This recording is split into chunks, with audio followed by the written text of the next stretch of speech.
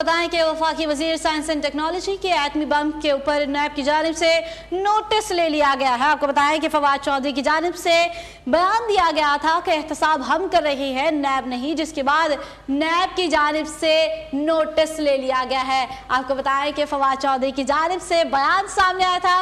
वफाकी वजीर ने कहा कि एहतसाब हम कर रहे हैं, नैब नहीं, जिसके बाद नैब की जानिब से नोटिस ले लिया गया। नैब की जानिब से कहा गया फवाद चौधरी के बयान से नैब का तशख्खुस मजरूह हुआ है। इसके साथ साथ बयान में यह भी कहा गया कि नैब तहकीकात पर यह बयान असरअंदाज हो सकता है, नैब के तहकीकात पर यह बयान रुकावट भी डाल सकता है। नैब की जानिब से इलामिया जारी किया गया, जबकि डीजी नैब रावलपिंडी को हिदायत जारी की गई है कि पैमरा से मज़कूरा बयान की मुसद्दिका नकूल हासिल करके फवाद चौधरी के खिलाफ कार्रवाई की जाए।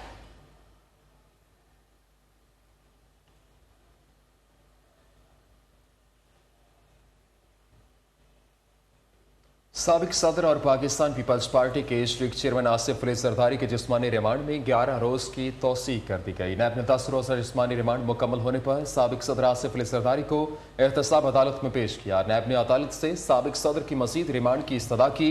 आसिफ अली जरदारी के वकील लतीफ खोस्ता ने कहा कि ये 14 रोज का जिस्मानी रिमांड क्यों मांग रहे हैं। डिप्टी प्रोसिक्यूटर जनरल नैब सरदार मुजफ्फर अब्बासी ने अदालत को तफ्तीश होने वाली पेशरफ्त से आगाह किया।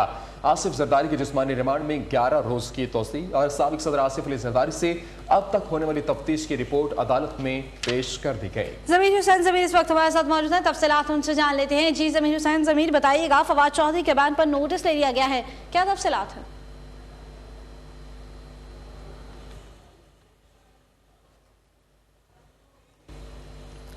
जी बिल्कुल, आज एहतसाब अदालत में मेगा मनी लॉन्ड्रिंग केस की बड़ी अहम समाअत थी, बड़े केस की बड़ी पेशी थी। साबिक सदर आसिफ अली जरदारी को 10 रोज़ा जिस्मानी रिमांड मुकम्मल होने के बाद आज एहतसाब अदालत में पेश किया गया और इस मौके पर सिक्योरिटी हाई अलर्ट रखी गई थी। साबिक सदर आसिफ अली जरदारी को जुडिशल कम्प्लेक्स के अकबी दरवाजे से इंटर किया गया और फिर उसके बाद वो एहतसाब अदालत के जज मलिक मोहम्मद अरशद के रूबरू पेश हुए। केस की कार्रवाई का आगाज़ किया गया तो 10 रोज़ा जिस्मानी रिमांड के जो मामलात थे, जो सबूत फराहम किए गए थे और जो इन्वेस्टिगेशन की गई थी वो अदालत को बताई गई और मजीद साबिक सदर आसिफ जरदारी की 10 रोज़ा जिस्मानी रिपोर्ट जो थी, जो फिजिकल रिपोर्ट थी, वो भी अदालत को फराहम की गई और मजीद जो नैब के प्रोसिक्यूटर थे सरदार मुजफ्फर, उनकी तरफ से इस्तदा की गई कि साबिक सदर आसिफ अली जरदारी को मजीद 14 रोज़ा जिस्मानी रिमांड पर हमारे हवाले किया जाए और मजीद 14 रोज़ा जिस्मानी रिमांड जो है वो मंजूर किया जाए। तो साबिक सदर आसिफ अली जरदारी को जो वकील है फरूक एच नायक, वो अदालत में मौजूद थे। उन्होंने इस जिस्मानी रिमांड की मुखालफत की,